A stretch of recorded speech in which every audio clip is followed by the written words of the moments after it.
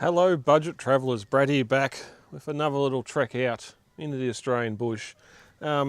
We are down currently at some private property that the parents own. We've got the van out. I'm down here filming a proper walk around of it that I know you've been waiting to see. While we're down here, we're going to light that on fire. Me and the partner, we brought it down last night being Friday night and lit some other fires around. We've been doing some clean up with the wood. That's the last one to light. We'll light it tonight. Got some chicken to cook, which we'll get to that when we get to the budget kitchen segment. But basically we're just down here, we're using the van, having a bit of a camp, enjoying this spring weather. Oh my God, it's warming up. We've still got some cool nights, but the days, I only got to 17 today, so that is definitely a sign we're moving out of winter. We'll get to more of it as we get going, but it's probably going to be the last time you see the van on the channel for a little bit. Not for reviews or anything like that. Kind of excited. We're finally going to Cape York.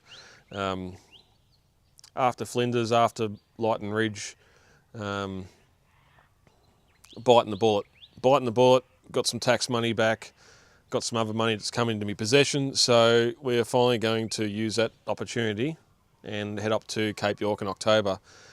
We'll talk about that more later on, but in the meantime, we're set up. I'm going to go and pour a scotch. We're going to enjoy this sunset. We'll throw the drone up and yeah, get some more of this outdoors. Love it.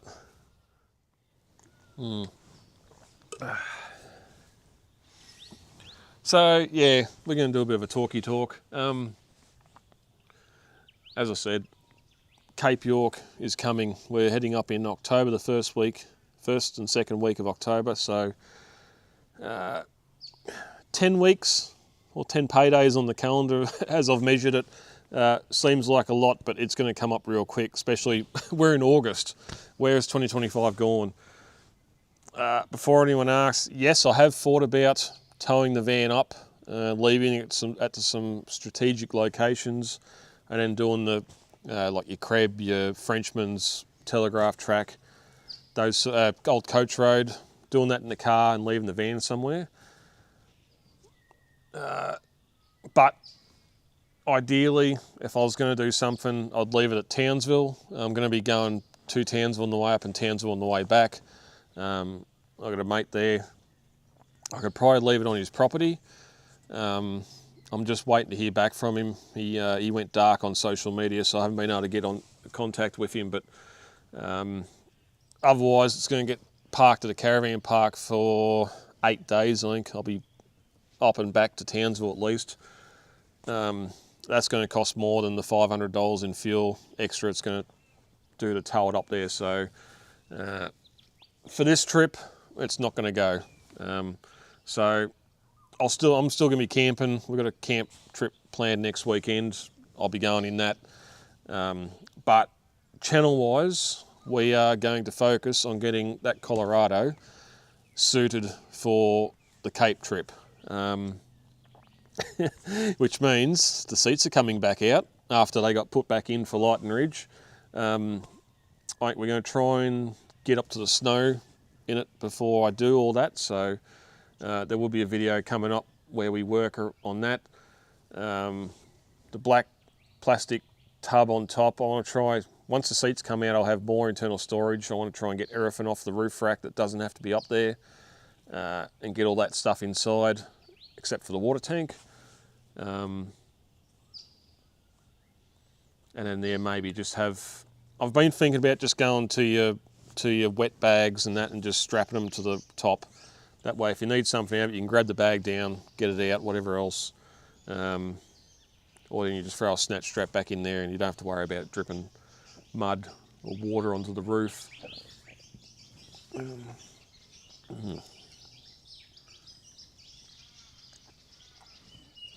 Oh, that's some nice scotch.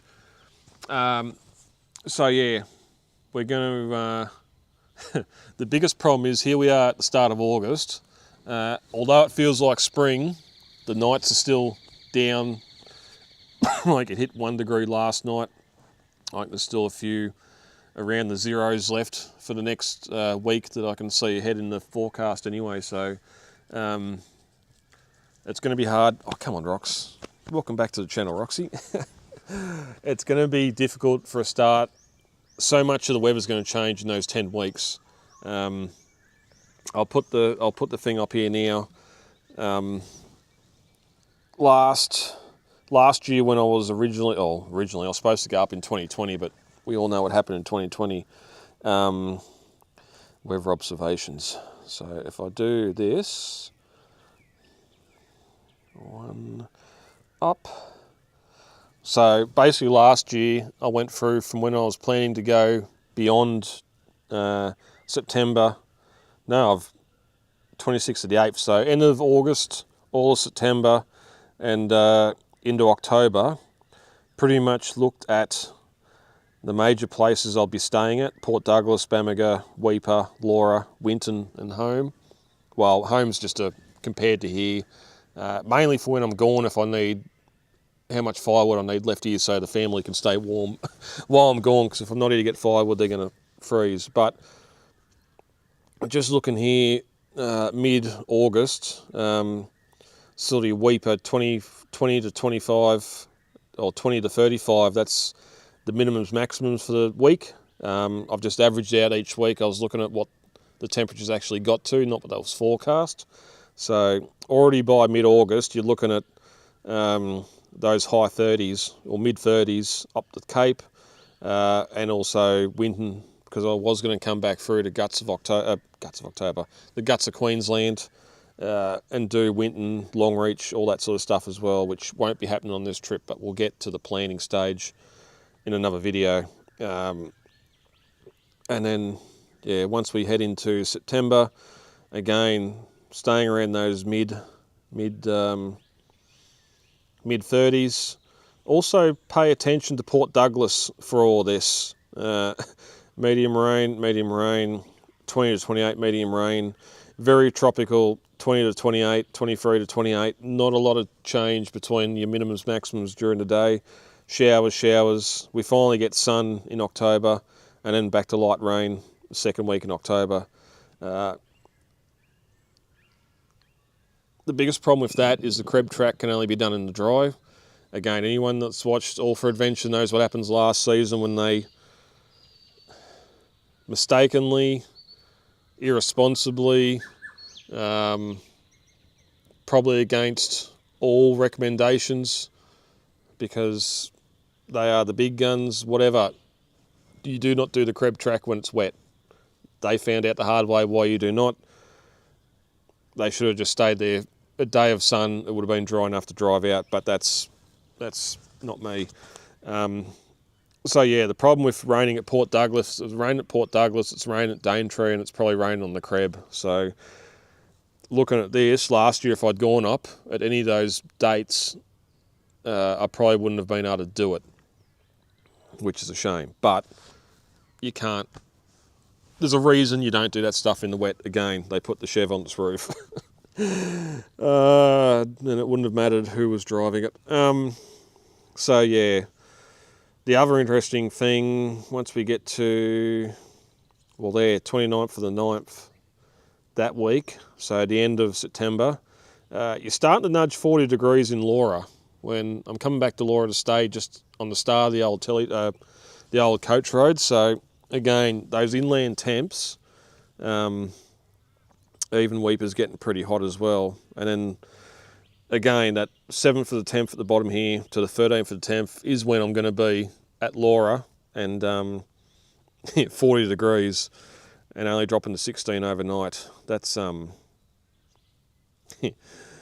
that's going to be warm. So I need to do some work with the car to set it up for it being that hot. Obviously fly screen, some magnet on fly screen to go over the windows so I can have the windows down. I've got a rechargeable fan that's got a water tank on it, reservoir, that will blow somewhat cooler water. If I'm filling that up out of a 2 litre water bottle out of the fridge, it might be a bit cooler. But solely, or not solely, the main plan is to sleep in that car. I'm also going to take me hammock, and I'm going to take me Denali Kakadu tent just as a backup. So if it's not raining, I'll probably be outside on the ground where it's going to be cooler in that breeze. Or if I'm not near a water source where those those big snapping handbags are, because that won't be fun, will it, Rocks?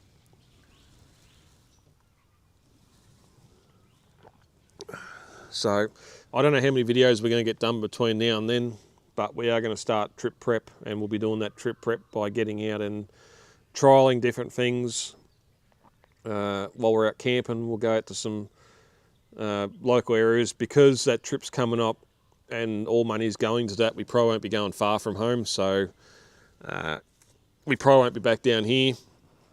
Unfortunately, this time of year, as it does start warming up and this grass starts getting up knee height, the mosquitoes are the size of Roxy, so we are not going to be doing that. But I need to get out, I need to trial some things, trial some different food. Again, if the weather's going to be that hot, doing spag bowl, frozen food or whatever else out of the fridge probably isn't going to be the best. And I've heard you can get salad and stuff from Bamaga, so we'll see what happens. We'll see what happens with that. But oh yeah, you can see Roxy there. Just bring that back down. There we go. That's better framed. So yeah, I just need to work out those finer details. Whether I just fill the freezer full of fish and chips and just have fish and chips, something that's not going to be too hot to eat, or prep. Yeah. And then as we get closer to the date, once that's packed, loaded, good to go, we're finally, after 2 years, we're getting the winch. Oh yeah, I should mention, channel update. It was a sad day last weekend.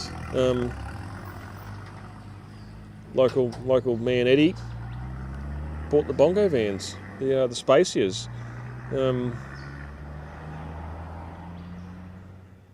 It's just a shame. They were parked here, just lazy and never got anything done with them, so they ended up selling. So goodbye the Toyota Spacia. Even at the end, and I told him I was looking at reasons to try and cancel the purchase, but it needed to happen. But it is going local. It is getting put back on the road and is getting made into a camper van. So I hope to see that out, Eddie. I hope you send me some photos when it's done. I'll be very glad to see it back on the road. But yeah, once we get close to the date, we might leave that at home and we'll duck out on the bike for a couple of nights, depending on the schedule. But that's a bit of an overview of what's happening with the channel moving forward. Now, just briefly on the channel, I know I've whinged and bitched about views and all that sort of stuff over the last few videos. We're going to stop that, because one thing I've been doing as I've been planning the trip is watching, for one instance, I was going to go across to Lockhart River and stay at Chili Beach or somewhere and just see what videos are out there for those areas. Again, most of the ones I've found is why I started the channel in the first place, is, well, it wouldn't be too hard to do that video better. Just not showing a lot of the area, shaky cam, and a lot of videos are over 5 to 7 years old, so nothing's new, updated. You try and see videos that are dated released the last month or two, but they're videos from last year or the year before, where they haven't uploaded them yet. They've had them, they've been working on them, and just it's taken them a year to upload them to the channel, and nothing's up to date. You can't see what the track's like. And also, everyone goes up there in June, July, the busy time, or that last 2 weeks in September when it's school holidays. So, but also, yeah, there's a dozen. And I've mentioned before, there's dozens of four-wheel drive videos or channels to go out there and see. There's people with van channels to go out and see. People with bike channels to go out and see. But watching a lot of the videos up there to try and get an idea of the lay of the land and see what the areas are like and whether they're going to be suitable for camping. Just looking down and noticing, yeah, they might have 2,000-3,000 subscribers, but still they're only getting 400 or 500 views for a channel for something like Cape York. So yeah, getting a couple hundred views for my channel doing the Flinders Ranges is probably on par. So I've got nothing to complain about, really. People are viewing. If people want to watch a video, they're going to watch a video. So it'll be interesting. Same with the walk around and tour of that. I've just finished filming. There might be 2 or 3 videos of the Crosstrak on YouTube, or channels that have it and have done a walk around. Again, they have all been from back in 2001, 2002, whenever they've purchased the van. And of course, they'll show you the videos first because they're either paid or have the views. But I think it must have been the Brisbane Caravan Camping Show or one of the big shows up there before All for Adventure towed the 16-footer up the top last season. Season before, whenever it was. I think they'd done it 2 years in a row. Jayco gave them a 16-foot Crosstrak. But they're all at the camping show promoting it. Yep, ducks nuts, all that sort of thing. But there's no follow-up. What was that van sold when it got back? Was it a write-off? Especially with all the trouble Jayco's in at the moment with the ACCC selling that as an off-road van, when by the sounds of it, people are buying them going off-road and maybe expecting a little bit too much from a caravan. It's a caravan at the end of the day. Yes, full-length chassis, independent suspension, four-wheel drive tyres, all that sort of stuff's all fair and good. But at the end of the day, it's still a caravan, and there's just some places. Well, there's a lot of places you probably can get them to, but people are in a hurry. People just try and do too much with too little time, and shit breaks. It's fair and simple. There's no excuses there. So I don't know. It's doing everything I need it to do. But that's just some people. I see it every day. You see vans. I get rounded up by vans at 2 o'clock in the morning. Where are you going? What is so important you have to be somewhere and drive through the night to be somewhere at 2 o'clock in the morning?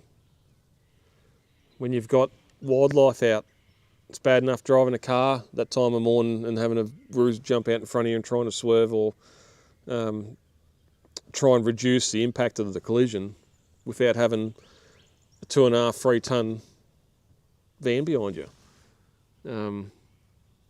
I laugh when we come back, and yet yes, when we come back from Lighton Ridge, we did leave at 5 in the morning.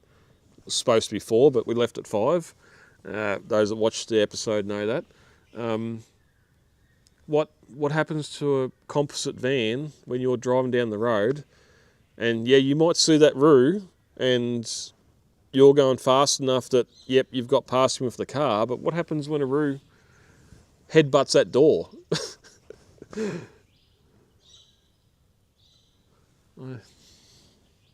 don't know. But anyway, it's not going to be a long one, this one, guys. It's probably not going to be a long night either because that scotch is going down really well. So yeah, we're just going to have a basic camp here while it's still coming out of winter, while we are still getting those cold nights. I just want to be somewhere. We're here, we're private. I can do the caravan tour without being interrupted, although we're interrupted. You'll see that when we do the video. Got plenty of wood to burn here, so I was going to cook tea on the fire, but we're probably just going to use the gas to play it safe because we're cooking with chicken, and I do not like cooking with chicken for the most part, but we'll get to that. We've got wood to burn. We've been coming down here on the weekends to get firewood. I've had the kids, even though it's mainly me, stacking these wood heaps around these mini bonfires ready to burn so we can keep the place clean, because anyone that's sort of got property, got trees, know you're forever picking up sticks, picking up limbs that have fallen out of trees and all the above. It's just a real shame that that creek, which has just started to flow after some rain last week, it's just a pity that's not the Kiewa River. Maybe not the Murray, but like the Kiewa River, Ovens River, or a mountain stream, something fresh that might have fish in it. It's probably got, oh, well, it has got yabbies in it, because I found one in the sand over there the other day when I towed a log out of the creek, but isn't downstream of Barnawaffa anyway, because for the longest time, I'm pretty sure it doesn't anymore, but for the longest time, the sewage, road runoff, everything ran into this creek. I remember catching redfin at the bridge in town and being told by the parents, don't eat the fish because they're tainted. The little redfin, don't eat them because they're tainted with sewage. Could be an old wives' tale, I don't know, but yeah, the water's, you wouldn't even drink the water, especially it flows through all these properties. The cattle are always in here grazing, shitting, pissing, all that. But anyway, what is the time? 5 o'clock. I'm noticing these days getting a lot longer, which is good too, because as you know, I hate cooking in the dark. So we might get our tea prepared anyway, and have another scotch. You go for a walk, Rox? Oh, you're a vicious guard dog. What is it, hey? What is it? Big brave guard dog. All right, I better get motivated. Better do something.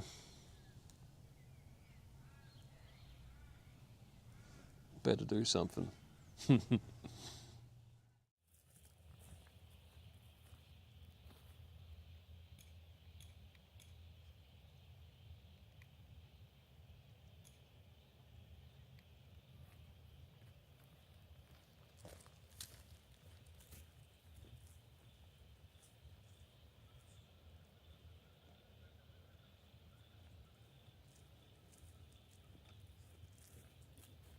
Rest assured, it's diesel. It's diesel.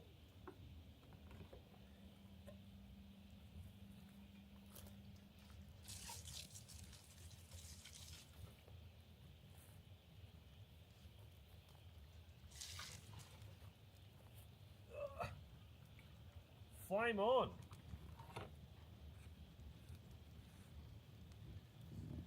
Whew. It's getting chilly.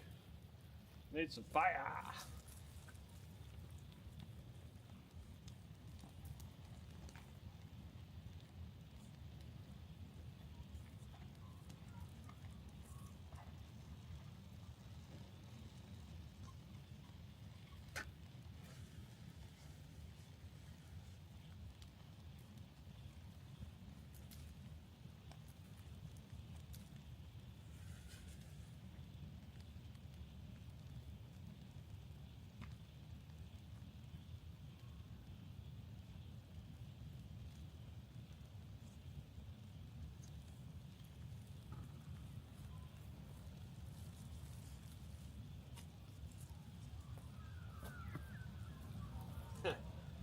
That's going to keep the winter away. I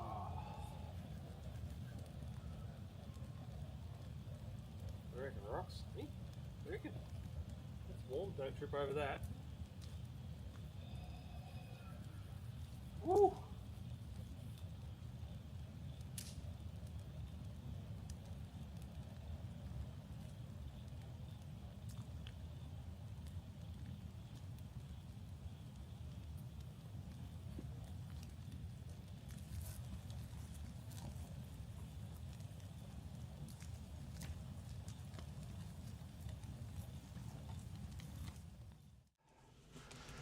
We are going to use the air fryer again, even though last time you've seen it, we used the air fryer. We'll dig into our fridge here.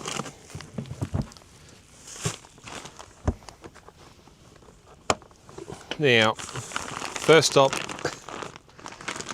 these, they were on special at Coles, Coles Finest, chef inspired. Pretty much spuds with herb butter and garlic. I've had these in the freezer for a while. They were in the freezer for the Flinders trip, and they were in the freezer for the Lytton Ridge trip. They never got used.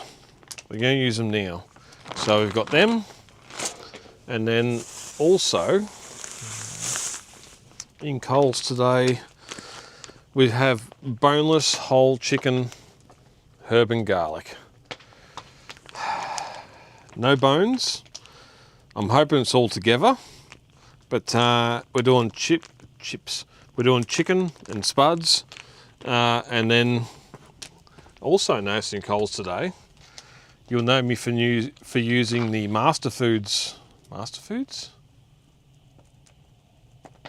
Terox, whatever the satchels of gravy are, but we've got this. Coles have now done their own gravy, even though it's in the black and gold packaging. They've got a peppercorn, cream peppercorn gravy. I've gone for the chicken, the chicken gravy. So we're going to see how that goes. All this is a first. Now, chicken,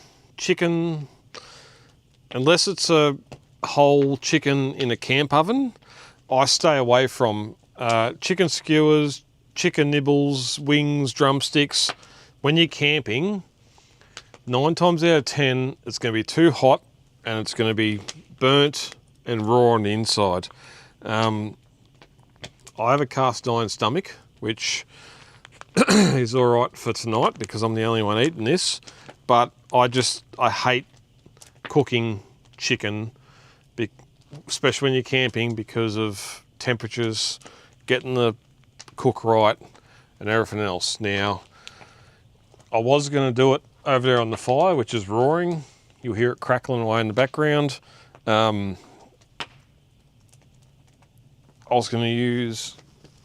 thought about some other techniques, but we're going to use our big cast iron skillet here with the ribs in it. On paper, it works. Whether it does or not, we'll find out shortly. But this should be interesting.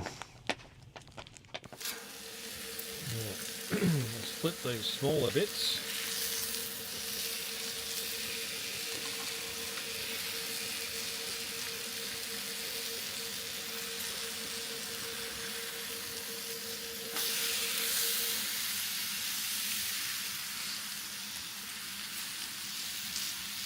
Crispy chicken. There's some red stuff in the middle there. Probably going to be flipped a couple of times. Oh. Oh.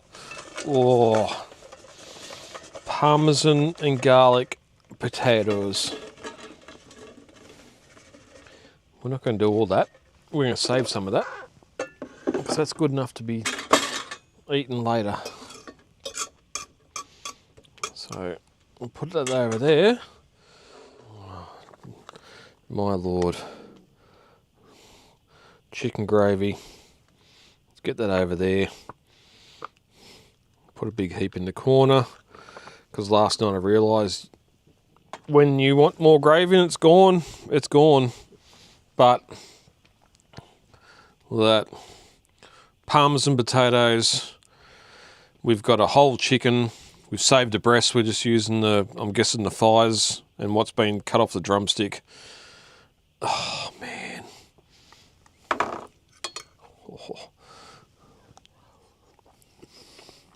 Oh, yummo.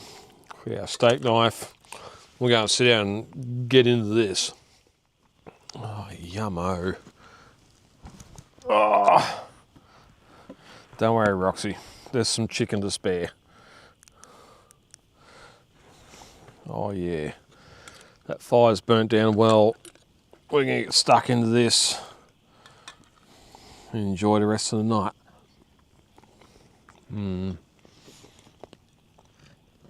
Out in the bush. Oh, yeah.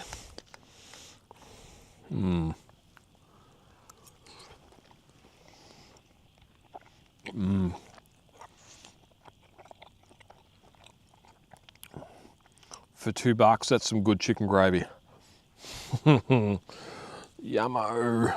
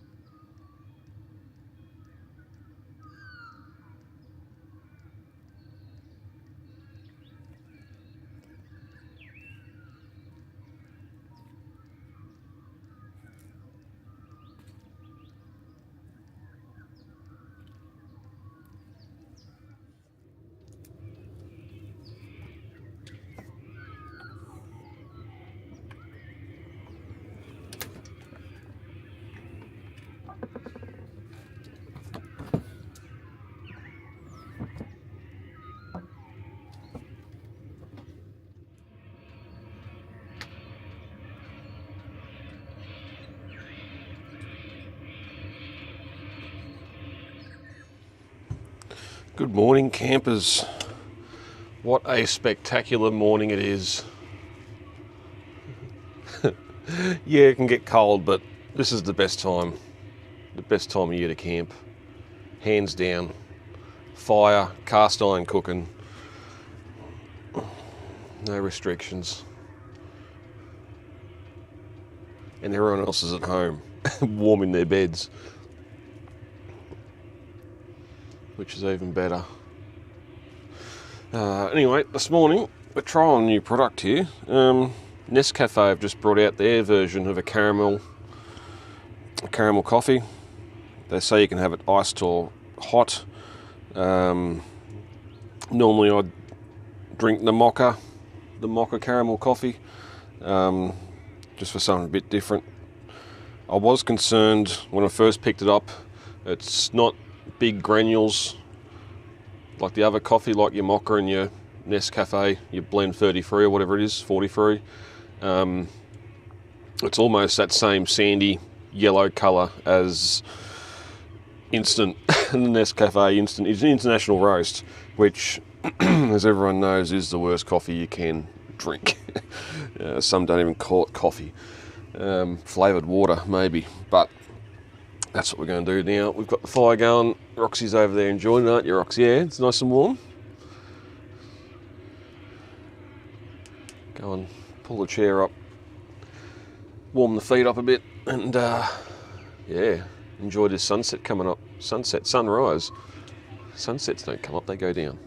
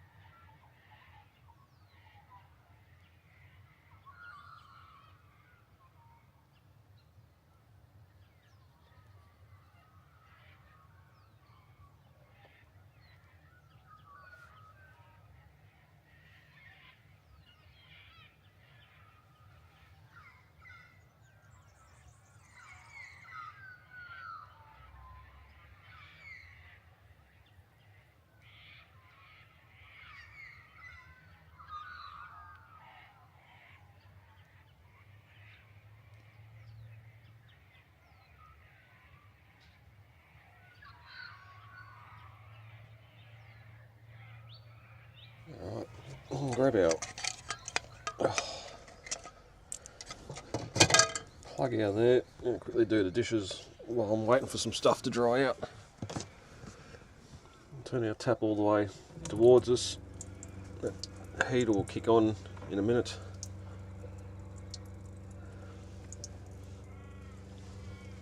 There it goes, I can hear the furnace starting up.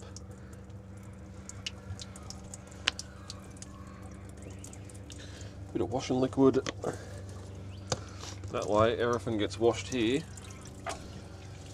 and doesn't go home and get lost and never put back in the van again.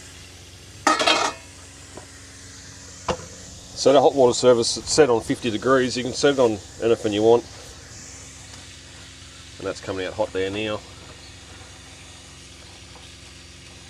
50 is the maximum you can go. You can't go any hotter. Obviously there must be some Australian standards or something to say you can't have hot water coming out any hotter than that, in case some idiot tries to shower under it and prawns himself.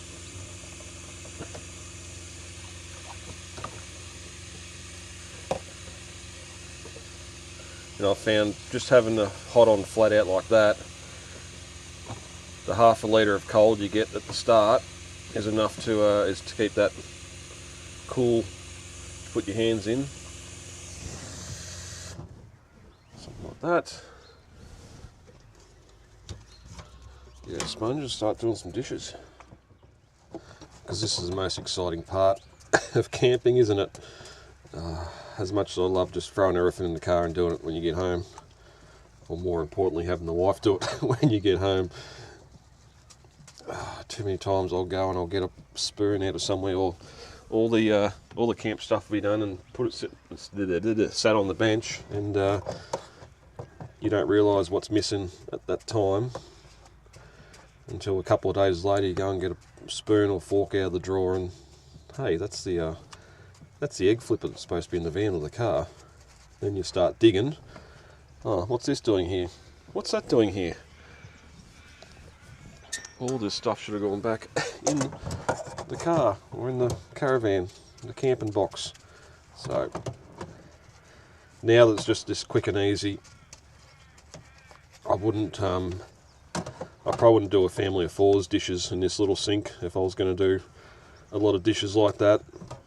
I've got a bigger collapsible sink inside under the bed that I can bring out and do on a table or do somewhere else that isn't in here, just so you don't get water built up around the sink. Just being real careful not to splash too much water around, because there's no drain enough and it's got sealant all the way around it, and then goes into another sealed section under it where the battery and that is, so I don't want any moisture getting down in there.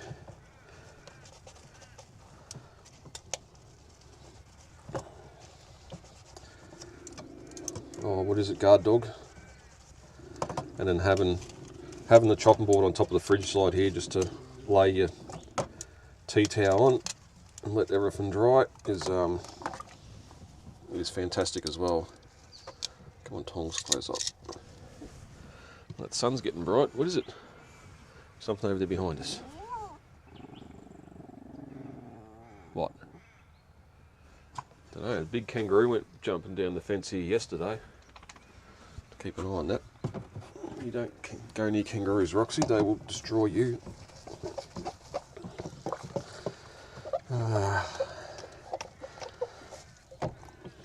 Bloody crows. The sheep are all lambing at the moment around here, so I'm surprised I haven't had any gunshots. But big problem at the moment with dead lambs, and the crows having a field day. Might get the 223 out later and go up there and sit on the dam bank where they're all congregating and see if we can pop a crow.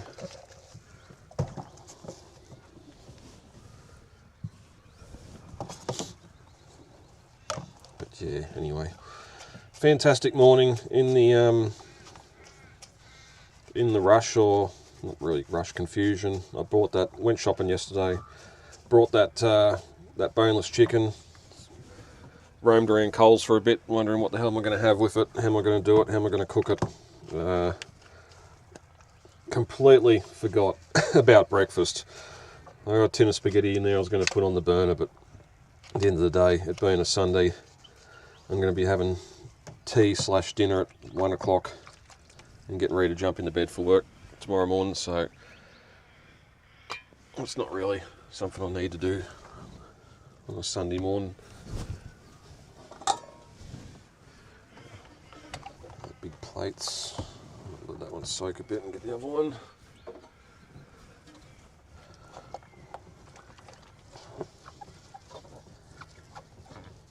It's good just to have the kookaburras and the cockatoos and magpies in the background, but you got them bloody cotton crows squawking their heads off, talking to each other in some foreign language. Anyway, I got down to about 1.5 degrees this morning. It was the minimum, about 6:45. So that's foreseeable. That's the lowest it seems to be getting for the next week now. So the warm weather is coming. Spring is coming. As you can see how green it is now from the last lot of rain we had. Unfortunately, it's been a pretty dry winter. I did want to get the van out and do some overnights down the river or something in the pouring rain, just because you can, but it never really worked out. I did want to go up into the bush in the car as a bit of preparation for Cape York, because you never know when it's going to rain, and pulling into camp in the afternoon on a wet day, just working out how you're going to set things up, set tarps up. Obviously it's going to come down to what your location is. Try and find some trees you can string a tarp up or something, but it's something, as I say, practice makes perfect. And it's the last thing I need to wash, isn't it? Yeah, do the dog bowl last, just because it stays in the van. It's a new one we got. A bit bigger, don't make as much of a mess. Only $4 from the local $2 shop, which, yeah, that doesn't make sense, but anyway, that's what it was.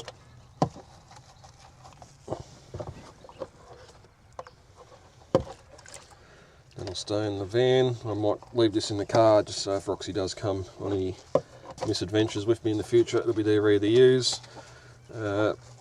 Although, as most of you would know, Cape York and all up there is national parks and everything else, so she will not be coming on me this trip. I will really be solo, and if I do some trial camping between now and then, especially if it's in the back of the car or something, she might not be with me either. So, or if I do find a wet weekend, I can go set up in the rain and get miserable doing it, most likely. Yeah, she won't be joining me on that. But anyway, that's our dishes done. Pull out cork, bung, whatever you want to call it. Let that water drain out.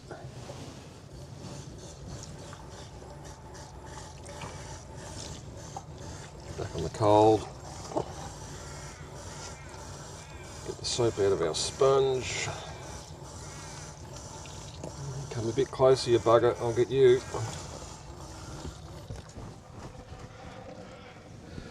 Let that dry. Let that up there to dry. And our dishes are done. Now the fun part of camping, packing up. Luckily there's not a hell of a lot to do, so we'll get that done.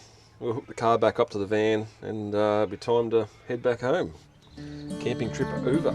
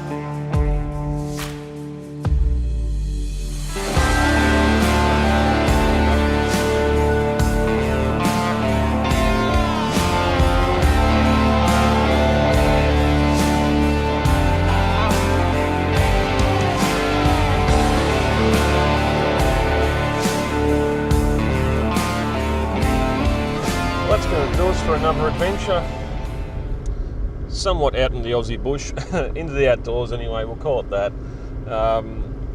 Sorry there wasn't too much getting out and about with this one. We just wanted to need to get out and get the review or the spotlight on the caravan done, so we've done that, and now we can park it up channel wise and truck focus on planning for Cape York. So